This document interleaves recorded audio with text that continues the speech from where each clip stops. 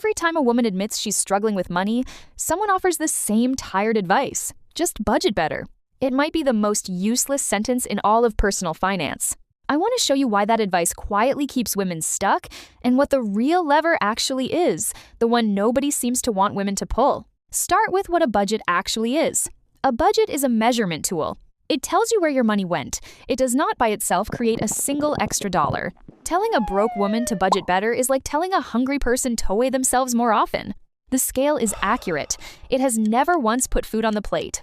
A budget shows you the gap. It does not close it. Knowing with perfect precision that you're $400 short every month does not, by itself, produce $400. And for women specifically, that gap is usually not a spending problem at all. It's an income problem, cleverly disguised in a spending problem's costume. The data is brutal. The gender pay gap, plus career breaks for caregiving, means women often try to budget their way out of a shortfall that's structural, not personal. You cannot coupon your way out of being underpaid. And here's the key asymmetry. There is a hard floor to how low your expenses can go, but there is no ceiling on your income. Think about it. You can only cut expenses down to zero, and long before zero, you hit rent, food, and survival. But income can double, triple, 10 times over a career. So the single highest leverage money skill for women was never frugality. It's the thing almost nobody teaches us to do without apology. Ask for more. And the numbers here dwarf anything budgeting can do. A single successful salary negotiation of $10, 0, 0, 0, doesn't just add $10,000. It compounds through every future raise, calculated on top of it. Over a full career, studies estimate that one conversation can be worth over $500,000. $500,000 from a single uncomfortable ask, you were told, was rude. Yet, women negotiate their salaries far less often than men, not from weakness, but because we were praised as girls for being grateful and easy, never for being demanding. Rewiring that begins with one reframe. Negotiating is not greedy, and it's not ungrateful. It is simply correcting a number that someone else set too low, often without a second thought. Let me give you the actual playbook in 4 steps. Step 1. Know the market number, not your current number. Research what your exact role pays elsewhere before any conversation. Websites, recruiters, and honest colleagues all hold this number. Most women negotiate against their own fear. The confident ones negotiate against real, researched data. Step 2. Build your receipt. List exactly what you delivered, projects led, revenue earned, costs cut in hard numbers, not soft adjectives. Managers pay for evidence, not modesty. Step 3. Name one specific number, the top of the market range, plus a little, and then go completely quiet.